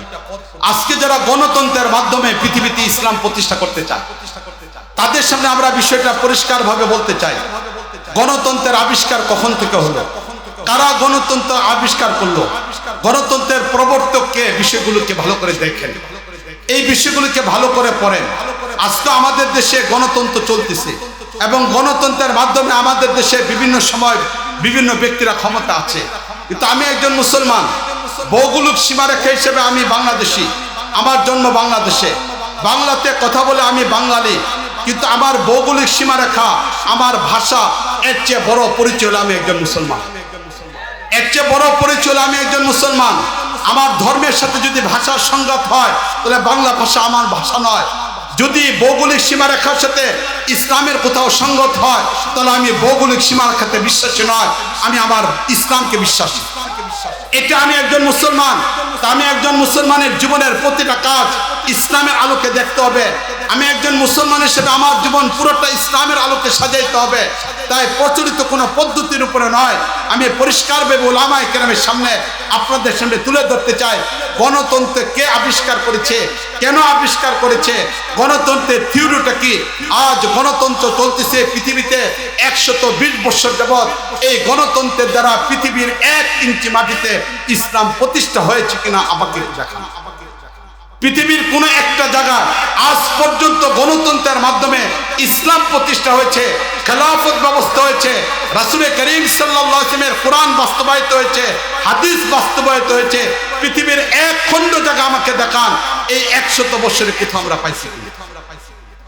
যদি না পেয়ে থাকি তাহলে কেন আজকে আমাদের জীবন সবকিছু এটার পিছনে চলতেছে? কেন আমরা মুসলমানরা নবী করিম সাল্লাল্লাহু আলাইহি ওয়াসাল্লামের আদর্শকে আমরা বাদ দিয়ে দিলাম? কেন নবী করিম সাল্লাল্লাহু আলাইহি ওয়াসাল্লামের সুন্নতগুলোকে আমরা বাদ দিয়ে দিলাম? এই জন্য মুআজ্জাজ হাজরিন, আমাদের সামনে ইকামতে দিন প্রতিষ্ঠার এই দুইটা পদ্ধতি যেটা আমি সিরাত থেকে জেনেছি, 1 নম্বর গণজোয়ার, 2 নম্বর জিহাদ ফি সাবিলিল্লাহ। নবী করিম সাল্লাল্লাহু আলাইহি ওয়াসাল্লাম এই পদ্ধতির মাধ্যমে ইসলামকে বিজয় করলেন। যে ইসলাম বিজয় করার কারণে দলে দলে মানুষ ইসলামের মধ্যে আসলো। এই বিজয়কে আবু বকর রাদিয়াল্লাহু তাআলা আনহু আরো ত্বরান্বিত করলেন। এই বিজয়কে আগে বাড়ালেন হযরত উমর ফারুক রাদিয়াল্লাহু তাআলা আনহু। এই বিজয়কে সামনে নিয়ে গেলেন হযরত উসমান গনি রাদিয়াল্লাহু তাআলা আনহু। এই বিজয়কে আরো সামনে নিয়ে গেলেন হযরত আলী রাদিয়াল্লাহু তাআলা আনহু। এই বিজয়কে সামনে নিয়ে গেলেন হযরত হাসান রাদিয়াল্লাহু তাআলা আনহু। খুলাফায়ে রাশিদিনদের 30 বছর চলে গেল। এরপরে মুসলিম বিশ্বের নেতৃত্ব চলে আসলো উমাইয়ারা, যেখানে 93 বছর পর্যন্ত 14 জন খলিফার মাধ্যমে উমাইয়ারা বিশ্বকে নেতৃত্ব দিল। উমাইয়াদের পতনের পরে চলে আসলো আব্বাসীয় খেলাফত ব্যবস্থা। এই আব্বাসীয় খেলাফত ব্যবস্থা পৃথিবীতে টিকে থাকলো, প্রায় বলতে গেলে পৃথিবীতে টিকে থাকলো 550 বছর পর্যন্ত। যখন আব্বাসীয় খেলাফত সেই বাগদাদকে অবলম্বন করে পৃথিবীর উপরে চলতেছে, এমন একটা অবস্থার ভিতরে মুসলমানদের পরস্পর কিছু দ্বন্দ্ব চলে আসলো। মুসলমানদের ভিতরে কিছু নৈতিকতার পতন চলে আসলো। মুসলমানদের ভিতরে গোটা পৃথিবীর উপর নেতৃত্ব দেওয়ার কারণে বুক বিলাসের এক জীবন চলে আসলো। এই আব্বাসীয় খেলাফতের শেষের দিকে আমাদের বাংলাদেশের পঞ্চগড় যে জায়গাটা আছে, এই পঞ্চগড় থেকে 24 কিলোমিটারের দূরত্বে একটা দেশ, যে দেশের নাম হলো নেপাল।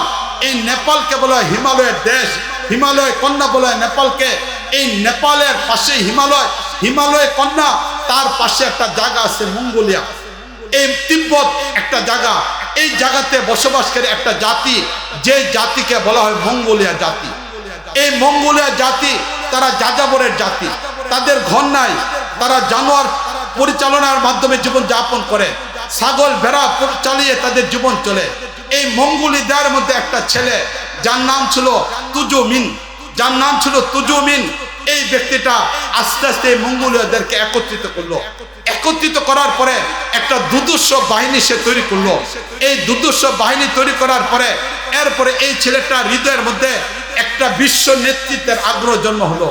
যে বাহিনীকে সে তৈরি করলো, তাদের ঘুমের পরিমাণ কম ছিল, তাদের খাবার জীবন্ত খাবার ছিল, রান্না করা খাবার ছিল না। একজনের কাছে ঘোড়া থাকতো 4 থেকে 5টা। একটা ঘোড়ার উপর চলতে থাকতো, চলা অবস্থায় ঘোড়াটা ক্লান্ত হয়ে গেলে দ্বিতীয় ঘোড়া উঠে যেত। চলন্ত অবস্থায় সেই প্রথম ঘোড়া, দুর্বল ঘোড়া, তার গলার মধ্যে ছুরি দিয়ে রক্ত বের করে, এটি ছিল তার খাবার। ঘোড়ার চলন্ত অবস্থায় ঘোড়ার মাংস কেটে কাঁচা মাংস খেত। এমন একটা দুদুষ্য বাহিনীকে তৈরি করলো, যাদেরকে ইতিহাসে তাতারি বাহিনী বলা হয়। এই তাতারি বাহিনীদের যখন উত্থান হলো, এই সময়টা চলতেছিল আব্বাসীয় খেলাফতের শেষ সময়টা। এই সময়টার ভিতরে বর্তমান পৃথিবীর আফগানিস্তান, ইরান, মধ্য এশিয়া, এই জায়গাটার মধ্যে খাওয়ারিজম নামে একটা জাতি বিশ্ব নেতৃত্ব দেওয়ার চলতেছিল। এই তাদের অধীনে প্রায় 70টা মুসলিম রাষ্ট্র ছিল, বিশাল বড় বড় মুসলিম রাষ্ট্র ছিল। এই সময়টার ভিতরে সেই তুজুমিন যে যুবকটা দুদুষ্য বাহিনীকে তৈরি করলো, তার হৃদয়ের মধ্যে একটা আগ্রহ জন্ম হলো, সে পৃথিবীটাকে নেতৃত্ব দিতে চায়, সর্বময় পৃথিবীর ক্ষমতার অধিকারী হতে চায়। এইটাকেই বলা হয় সেই মঙ্গোলিয়াদের ভাষায় চেঙ্গিস খান। চেঙ্গিস খান শব্দের অর্থ হলো এটা সর্বময় ক্ষমতার এক শাসক। এটা কোনো ব্যক্তির উপাধি নয়, ব্যক্তির নাম ছিল তুজুমিন, কিন্তু সে এই লকব ধারণ করে, চেঙ্গিস খান উপাধি ধারণ করে গোটা পৃথিবীর উপরে নেতৃত্ব দেওয়ার লালসার কারণে নিজের উপাধি দিয়েছিল চেঙ্গিস খান। এই চেঙ্গিস খান উঠে আসলো তিব্বত থেকে, দুদর্শ একটা বাহিনী তৈরি করলো। এই বাহিনী তৈরি করে 1206 খ্রিস্টাব্দে সে সর্বপ্রথম খাওয়ারিজমের উপর আক্রমণ করলো। এই খাওয়ারিজমের উপর আক্রমণ করার কারণে এত দুদর্শভাবে তার বাহিনীকে তৈরি করলো, যেখানে অন্য সৈন্য বাহিনীরা 5 দিনে যে রাস্তা অতিক্রম করত, চেঙ্গিস খানের বাহিনী একদিনে সে দরিদ্র অতিক্রম করে ফেলত। চেঙ্গিস খান সেখানে নৈতিকতা ছিল না, সূর্যের পূজারী ছিল, মানবতা ছিল না, বরং সে পৃথিবীকে বিচমার করে দিয়ে তার রাজত্ব তৈরি করতে চায়, গোটা পৃথিবীর উপরে শাসন ব্যবস্থা তৈরি করতে চায়, সে চেঙ্গিস খান হতে চায়। এই স্বপ্নকে লালন করে সে যে জায়গায় যেত সেখানে তার ইউনিটের সৈন্যদের ভিতরে প্রতিযোগিতা লাগাই দিত। বলতো এই কথা, যে ইউনিটের সৈন্যরা প্রতিপক্ষ মানুষদেরকে হত্যা করে দেহ থেকে মাথাকে আলাদা করার পরে সেই মাথার দ্বারা মিনারা তৈরি করবে, যাদের মিনারা যত বেশি পরিমাণ মানুষের মাথার দ্বারা উঁচু হবে তাদেরকে সুন্দরী নারী পুরস্কার দেওয়া হবে, তাদেরকে মুসলমানদের সেই সম্পদ দেওয়া হবে, গনিমতের মাল দেওয়া হবে। এবার প্রতিযোগিতা পাওয়ার জন্য, পুরস্কার পাওয়ার জন্য, চেঙ্গিস খানের আস্থাভাজন হওয়ার জন্য মুসলিম জাতির উপরে এক নর পিশাচের অবস্থা তৈরি করলো, বিভৎস তৈরি করলো। এই চেঙ্গিস খান 1206 থেকে নিয়ে শুরু করে 1227 পর্যন্ত, তার মৃত্যুর আগ পর্যন্ত সে এমন একটা ভয়ঙ্কর চিত্র তৈরি করলো। এরপরে নেতৃত্ব চলে আসলো হালুকা খান। এই হালুকা খানের মাধ্যমে 1258 খ্রিস্টাব্দে বাগদাদ দীর্ঘ প্রায় বলতে গেলে 600 বছর পর্যন্ত মুসলমানদের রাজধানী ছিল। যে বাগদাদ পুরো শহরের ভিতরে চারোদিক থেকে প্রাচীর ধারা ছিল, যে শহরের মধ্যে পানি ঢোকার জন্য দাজলা এবং ফুরাত দ্বারা সেখানে নদী ছিল, গুপ্ত নদী ছিল, যার পানি সেখানে যাতায়াত করত। এই বাগদাদে সেদিন বসবাসকারী সাধারণ মুসলমানদের সংখ্যা ছিল 17 লক্ষ মুসলমানের সংখ্যা ছিল। আর সেই বাগদাদের বাদশাহ, সর্বশেষ বাদশাহ আব্দুল্লাহর নেতৃত্বে 3 লক্ষ মুসলিম মুজাহিদরা ছিল, কিন্তু তারা বুক বিলাসের জীবনের মধ্যে লিপ্ত হয়ে গিয়েছিল। তাদের সামনে পরকাল ছিল না, ইসলামী আদর্শ ছিল না, ইসলামের বিজয়ের স্বপ্ন ছিল না। যে স্বপ্ন না থাকার কারণে 1258 খ্রিস্টাব্দে যখন হালুকা খান মাত্র 50,000 সৈন্য বাহিনী নিয়ে বাগদাদের উপর আক্রমণ করলো, এই আক্রমণ করার পরে সেখানে যখন বাগদাদকে প্রতিরোধ করা সম্ভবপর হলো না, তখন মাত্র সেই হালুকা খানের বাহিনী থেকে রক্ষা পাওয়ার জন্য 3 লক্ষ মুসলমান সেই চূড়ায় পথে দাজলা এবং ফুরাতে সেই পানি আসার রাস্তা দিয়ে বের হয়ে গেছে। 3 দিনে 17 লক্ষ মুসলমানকে শহীদ করে। এত ভয়ঙ্কর একটা চিত্র চেঙ্গিস খান, হালুকা খান মুসলিম বিশ্বের উপরে তুলে ধরছিল। পরিস্থিতিটা এত জটিল ছিল, মুসলমানরা কোনোদিন তাতারিদের বিপক্ষে বিজয় অর্জন করবে এটা কোনোদিন কল্পনা করতো না। মুসলমানদের বিজয় একটা জাতি, এটা মুসলমানদের মাথা থেকে বের করে দেওয়া হয়েছিল। মুসলমানদের পরিস্থিতি তখন এত ভয়াবহ ছিল, একজন মুসলমান রাস্তা দিয়ে যাচ্ছে, কোনো তাতারি তার কাছে কোনো অস্ত্র নেই, তার কাছে কোনো মাধ্যম নেই, হত্যা করা কোনো কিছু নাই। জিজ্ঞেস করে আনতা মুসলিম, তুমি কি মুসলমান কিনা? তখন এই ব্যক্তিটা বলতো আমি মুসলমান, বলতো তুমি দাঁড়াও। এবার এই তাতলিয়ে 2.5 কিলোমিটার গিয়ে আবার ঘুরাতে চলে 2.5 কিলোমিটার, 5 কিলোমিটার অতিক্রম করে দেখতো মুসলমান এখনো পর্যন্ত ওই জায়গায় দাঁড়ানো, সে তরবারি এনে মুসলমান জায়গা থেকে যাওয়ার মতো, পা লড়ানোর মতো মুসলমানদের কোনো সাহস ছিল না। এত ভয়ঙ্কর একটা চিত্র তৈরি করছিল। গর্ভবতী মা, বাচ্চা প্রসব হচ্ছে না, এই মুহূর্তে যদি শুধু ঘোষণা দেওয়া হতো তাড়াতাড়ি চলে আসছে, তখন মা নিজের জীবনকে বাঁচানোর জন্য দৌড় দেওয়া আরম্ভ করতো। কখন যে নিজের গর্ভ থেকে বাচ্চা পড়ে যেত মা টের পেত না। এই এত ভয়ঙ্কর একটা চিত্র তাড়াতাড়ি তৈরি করছিল। এই তাতারিদের অবস্থা ছিল 1206 থেকে নিয়ে শুরু করে 1400 খ্রিস্টাব্দ পর্যন্ত, প্রায় বলতে গেলে 200 বছর পর্যন্ত তাতারিরা মুসলিম বিশ্বকে শেষ করে দিল, মুসলমানদের মনোবলকে শেষ করে দিল, মুসলমান বিজয় একটা জাতি থেকে শেষ করে দিল, মুসলমানদেরকে নবীর আদর্শ থেকে শেষ করে দিল। মুসলমানরা তাতারিদের আগ পর্যন্ত, তাতারিরা মুসলমানদের উপর আক্রমণ করার আগ পর্যন্ত মুসলমানরা কোনোদিন চিন্তা করতো না খেলাফত ব্যবস্থা ছাড়া মুসলমান চলতে পারে এটা কল্পনা করতো না। মুসলমানদের ঐক্যবদ্ধ শক্তি থাকবে না এটা মুসলমানরা কল্পনা করতো না। মুসলমানরা বিচ্ছিন্ন থাকবে এটা মুসলমানরা কল্পনা করতো না। বরং মুসলমানরা বিজয় জাতি ছিল। মুসলমানদের স্বপ্ন ছিল খেলাফত ব্যবস্থা। মুসলমানদের স্বপ্ন ছিল পূর্ণ কোরআনের উপর আমল করা। মুসলমানদের জীবনের লক্ষ্য দুনিয়া ছিল না, মুসলমানদের লক্ষ্য ছিল পরকাল। মুসলমানদের কাছে আদর্শ ছিল নবী করিম সাল্লাল্লাহু আলাইহি ওয়াসাল্লাম, সে আদর্শের উপরেই মুসলমানরা জীবন দিত। সাহাবায়ে কেরাম জীবন দিয়েছেন, তাবিঈনরা জীবন দিয়েছেন। তাদের সামনে পূর্ববর্তী সেই মানুষগুলো আদর্শ ছিল। তাদের সামনে কার্ল মার্কস আদর্শ ছিল না, তাদের সামনে লেনিন আদর্শ ছিল না, তাদের সামনে মাও সেতুং আদর্শ ছিল না, তাদের সামনে আব্রাহাম লিঙ্কন আদর্শ ছিল না, বরং তাদের সামনে রাসূল করিম সাল্লাল্লাহু আলাইহি ওয়াসাল্লাম আদর্শ ছিল। এই তাতারিদের 200 বছরের মানসিকতা এত গোলামিয়তের মধ্যে চলে গেছে যে গোলামিয়ত থেকে আজও পর্যন্ত আমরা মুক্ত হতে পারি। সেই 1400 খ্রিস্টাব্দের পর থেকে নিয়ে এখন পর্যন্ত আমরা ঐক্যবদ্ধ হতে পারিনি। আমরা যে মুসলিম জাতি, গোটা দুনিয়াতে নেতৃত্বের জন্য আমরা এসেছি এটা ভুলে গেছি। আমরা ভুলে গেছি পৃথিবীকে শাসন করার জন্য আসছিলাম। আমরা প্রজা নয়, আমরা শাসক। আমরা ভুলে গেছি ময়লা পানি খেতে খেতে জমজমের পানি আমাদের অভ্যস্ত ছিল, এটার কথা ভুলে গেছি। এই জন্য তো কবি এই কথা বলছেন, আবে জমজম খুরদা বুদাম আবে শুরবা কাই খুনাম বাদশাহী করদা বুদাম পাস বানি কাই খুনাম। আমরা যে এই জাতি এটা ভুলে গেছি। আবে জমজম খুরদা বুদাম, সারা জীবন জমজমের পানি খাইছি। আবে শুরবা কাই খুনাম, ময়লা পানি আমরা পান করতে পারি না। বাদশাহী করদা বুদাম, ছিলাম আমাদের পূর্বপুরুষরা বাদশাহ, আমরা সেই বাদশার জাতি। এখন পাস বানি কাই খুনাম, দারোয়ান হতে পারে না, কারো চাকর হতে পারে না, কারো গোলাম হতে পারে না। আজকে গোলামিয়তের জিন্দেগি আমাদের মধ্যে চলে আসছে, মানসিকতা আজকে গোলামের মধ্যে চলে আসছে। আজকে আমরা মুসলমান নেতৃত্ব দিব, ইসলামী হুকুমত চাই, কোরআনী বিধান চাই, পূর্ণ কোরআন চাই। আজকে যারা এখানে আসি আমরা একটু চিন্তা করে দেখি, আমার বক্তব্য অনেকের পছন্দ হবে না, আমার বক্তব্য অনেকদের মনোভূত হবে না।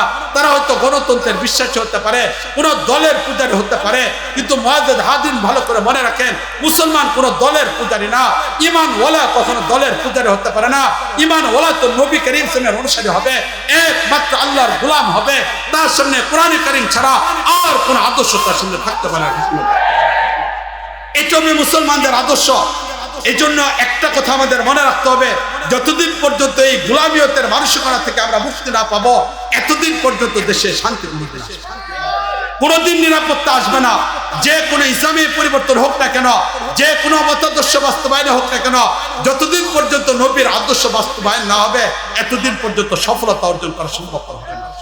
এই জন্য আমাদের মনে রাখতে হবে, আজকে আমাদের মুসলমানদের উচিত হলো এটা যে আমরা আদরা ইসলাম না, আমরা পূর্ণ ইসলাম। আমরা এবার পূর্ণ ইসলামকে চাই, এবং পূর্ণ ইসলামকে চাওয়া এটা আমার অধিকার, মুসলমান হিসেবে আমার অধিকার, ঠিক কিনা বলেন এটা? এবং পূর্ণ ইসলাম সেই সকল মুসলমানরা যাবে যাদের হৃদয়ের মধ্যে নিফাক নাই।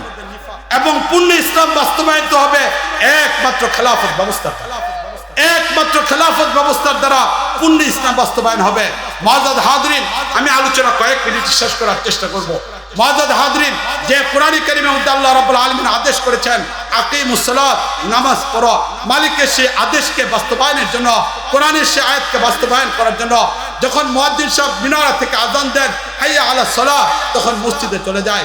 মালিক কোরআন কারীমের মধ্যে বলেছেন আতুজ যাকাত, মালিক বলার কারণে সম্পদশালী ব্যক্তি পায়ে পায়ে হিসাব করে যাকাত দেওয়ার চেষ্টা করে। মালিক বলেছেন আতিমুল হজ্জ ওয়াল উমরা, অর্থওয়ালা ব্যক্তিগুলো তখন অর্থ সম্পদ থাকলে হজের মধ্যে চলে যা। মালিক বলেছেন ইয়া আইয়ুহাল্লাযীনা আমানু কুতিবা আলাইকুমুস সিয়াম, তোমাদের উপর রোজাকে ফরজ করা হয়েছে। রমজানের মাস চলে আসে, আমরা রোজা রাখি, ঠিক না বলেন? এটা এই কোরআনের উপর বাস্তবায়নের জন্য, কোরআনের আয়াতকে বাস্তবায়নের জন্য আমরা চলে যাই। এই কোরআনের মধ্যে তো মালিক আল্লাহ রাব্বুল আলামিন বলেছেন ইয়া আইয়ুহাল্লাযীনা আমানু দুখুলু ফিস-সিলমি কাফা, পরিপূর্ণভাবে ইসলামের উপর আসো। ও এই কোরআনের আয়াতের মধ্যে তো আমার আজও পর্যন্ত আয়াত হয় নাই, আমল হয় নাই। আমি তো আমার অর্থনীতিটা কোরআনের ইসলামের আলোকে সাজাইতে পারলাম না, এই জায়গায় ইসলামটাকে আমি বাদ দিয়ে দিলাম। আমার জীবনের রাজনীতি কোরআনের আলোকে আমি সাজাইতে পারলাম না, আমার রাষ্ট্রটাকে ইসলামের আলোকে আমি সাজাইতে পারলাম না, আমার পরিবারটাকে ইসলামের আলোকে সাজাইতে পারলাম না।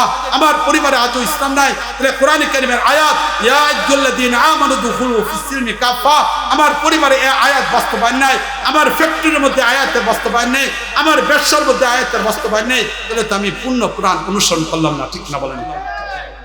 যে কোরআনের মধ্যে মালিক আল্লাহ রাব্বুল আলামিন নামাজের কথা বলছেন, ওই কোরআনের মধ্যে আল্লাহ রাব্বুল আলামিন as-সারিকু ওয়াস-সারিকাতু চুর চুন্নির হাত কাটা হবে।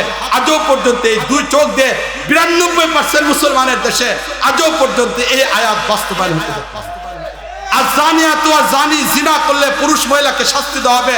আজও পর্যন্ত 53 বছর স্বাধীনতার পর থেকে নিয়ে এক একজন তসবিহে আমাদের সামনে আসে, এক একজন তাহাজ্জুদের নামাজ নাকি প্রতি রাত্রে পড়ে, ঘুম থেকে উঠে যায় নামাজ তালাশ করে, এক একজনের কথা আমাদের শুনতে হয়। ইসলামের এত বড় বড় সেবক, কিন্তু আজও পর্যন্ত 53 বছর বয়সে আমরা এই সময়টার ভিতরে সেই জিনাকারী শাস্তি ইসলামের আলোকে দেখতে পাই না, ঠিক না বলেন? তাহলে আজকে আমাদের জিন্দেগি, আমাদের জীবন কোথায় আছে?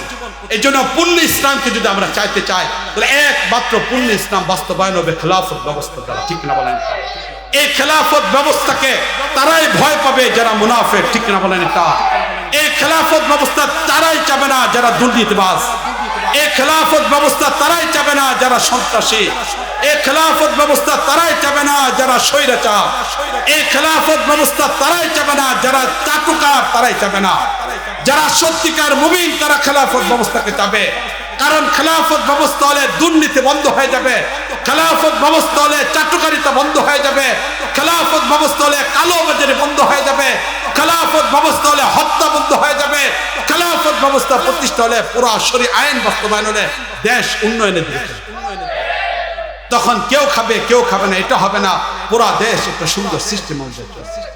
এই জন্য খেলাফত ব্যবস্থা এটা আমাদের চাওয়া, এটা কারো প্রতি ইহসান নয়, কারো প্রতি দয়া নয়, কারো কাছ থেকে চাওয়ার জিনিস নয়, এটা আমার অধিকার। আমি মুসলমান, আমি আমার মালিকের গোলাম, আমি আমার নবীর আদর্শের উপর আদর্শিত। আমার নবী পূর্ণ ব্যবস্থা খেলাফত ব্যবস্থা করে গিয়েছেন, তাই একজন মুসলমান হিসেবে আমি পূর্ণ খেলাফত ব্যবস্থা চাই।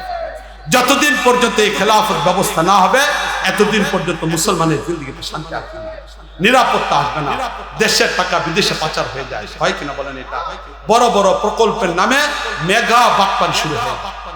কেন এগুলো হয়? সেই মানুষগুলো আদর্শবান মানুষ না। কিন্তু যদি খেলাফত ব্যবস্থা তৈরি হয়ে যায়, তাহলে দেশ কোথায় চলে যাবে? ছোট্ট একটা কথা বলে আলোচনাকে শেষ করছি। খুব লম্বা একটা সময় না, মাত্র 4 বছরের ব্যবধান, মাত্র 4 বছরের ব্যবধান। একটু চিন্তা করবে, 1980-তে যখন রাশিয়া আফগানিস্তানের উপর আক্রমণ করল, ওই সময় আফগানিস্তানের টাকা, বাংলাদেশের টাকা, দুইটার মান 1980, যারা অর্থনীতির উপরে জানেন তারা এই বিষয়টাকে জানে যে 1980-তে বাংলাদেশের 5 টাকা, আফগানিস্তানে 5,000। মানের দিক থেকে তাদের টাকা এত কম মানছে, এত অর্থনৈতিক ভাবে তারা ক্ষতিগ্রস্ত। কোন ব্যক্তি যদি বাজার করতে যাইত, ব্যাগের মধ্যে টাকা ভরে তারপর নিয়ে যেত, বস্তা ভরে টাকা নিতে হতো। জিনিসের দাম বেশি ছিল, টাকার মান কম ছিল। এই তো আফগানিস্তান রাশিয়ার বিপক্ষে প্রায় বলতে গেলে 16 বছর, এরপরে তালিবান আসলো, এরপর আবার হাঙ্গামা তৈরি হলো, এরপরে দীর্ঘ 20 বছর পর্যন্ত 28টা রাষ্ট্র, পৃথিবীর সুপার পাওয়ার রাষ্ট্রগুলো এদের বিরুদ্ধে যুদ্ধ করলো। এই যুদ্ধের পরে 2021-এ তারা মুক্ত হলো।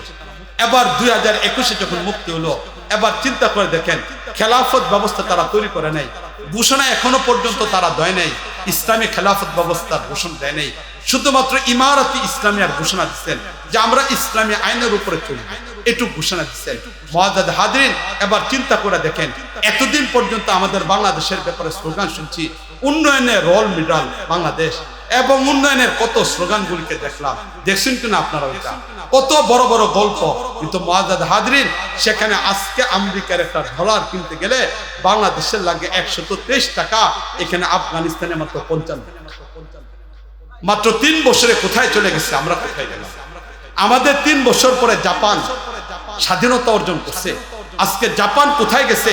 আমার লজ্জায় মরে যেতে ইচ্ছা হয় যে আমার দেশের মানুষ আজকে জাপানে সেখানে শ্রমিক হিসেবে কাজ করার। আমার দেশের স্বাধীনতার 4 বছর পরে চীন স্বাধীনতা অর্জন করলো, আজকে তারা কোথায় গেছে, আমরা কোথায় গেলাম? না পাইলাম দুনিয়া, না পাইলাম আখিরাত, ঠিক না বলেন? যদি দুনিয়ার উন্নয়ন হইতো এই গণতন্ত্রের মাধ্যমে, একের পর এক ব্যক্তিদের ক্ষমতা আসার মাধ্যমে যদি দুনিয়ার উন্নয়ন হইতো, তাহলেও তো অন্ততপক্ষে একটা শান্তিময় জীবন ছিল, দুর্নীতি থেকে মুক্ত আরামের একটা দেশ, শান্তিপ্রিয়তার মধ্যে থাকতে পারতাম, তাহলেও তো একটা কথা ছিল। না দুনিয়ার একটা উন্নয়ন হলো, ইসলাম তো হারাই ফেলাম, দিনটা আমাদের কাছ থেকে চলে গেলাম। মুআজ্জাজ হাজরিন, এই জীবন তো জীবন না। নবী করিম সাল্লাল্লাহু আলাইহি ওয়াসাল্লামের সামনে আমাদের উপস্থিত হইতে হবে। কিয়ামতের ময়দানে নবী যদি জিজ্ঞেস করেন এই পূর্ণ ইসলামকে বাস্তবায়ন করার জন্য আমি পেটের মধ্যে পাথর বেঁধেছিলাম, এই পূর্ণ ইসলামকে বাস্তবায়ন করার তুমি একটা স্বাধীন ভৌগোলিক সীমা রাখা, যেখানে তোমরা দাবি করছো 92% মুসলমান, এরপরেও কেন তোমরা ইসলামটাকে বাস্তবায়ন করতে পারলা না? মসজিদ তৈরি করলা, মাদ্রাসা তৈরি করলা, খানকা তৈরি করলা, মাহফিল করলা, সব জায়গায় তোমাদেরকে পাওয়া গেল, কেন আমার পূর্ণ ইসলামটাকে তোমরা বাস্তবায়ন করলা না? সেদিনকে আমরা পারবো নবীর সামনে এই প্রশ্ন উত্তর দিতে? আমাদের কি কোনো পথ থাকবে? নবীর সামনে যাওয়ার কোনো মুখ আমাদের থাকবে কিনা একটু চিন্তা করে দেখেন। কোথায় আজকে আমাদের ইসলাম, কোথায় আজকে আমরা চলতেছি? এই জন্য ভাই, দুনিয়ার জীবন চাপা মেরা কাটিয়ে দেওয়া যাবে, দুনিয়ার জীবন ছল ছাতুরা করে চলে দেওয়া যাবে। আখিরাতে জিন্দেগিতে নবীর সামনে যাইতে হবে, আল্লাহর সামনে যাইতে হবে। প্রতিটা সময় প্রতিটা মুহূর্তের হিসাব হবে। নবীর সুপারিশ ছাড়া কোথাও যাওয়া যাবে না। সেই নবীর সামনে কিভাবে দাঁড়াবো বিষয়টাকে নিয়ে চিন্তা করেন, একটু ফিকির করেন। যা হইছে হইছে, ভালো মন্দ সব কিছুকে বাদ দেন, দলের পূজা অন্য বিষয় সবকে বাদ দেন। বাদ দেয়া শুধুমাত্র রাতের বেলা একটু চিন্তা করেন নবীর সামনে যাওয়ার কোনো চেহারা আছে, নবীর সামনে যাওয়ার একটু চেহারাটা তৈরি করলাম কিনা একটু চিন্তা করেন। আল্লাহ রাব্বুল আলামিন আমাদেরকে বুঝার তৌফিক দান করুন, সত্যিকার দিনের উপর আসার তৌফিক দান করুন।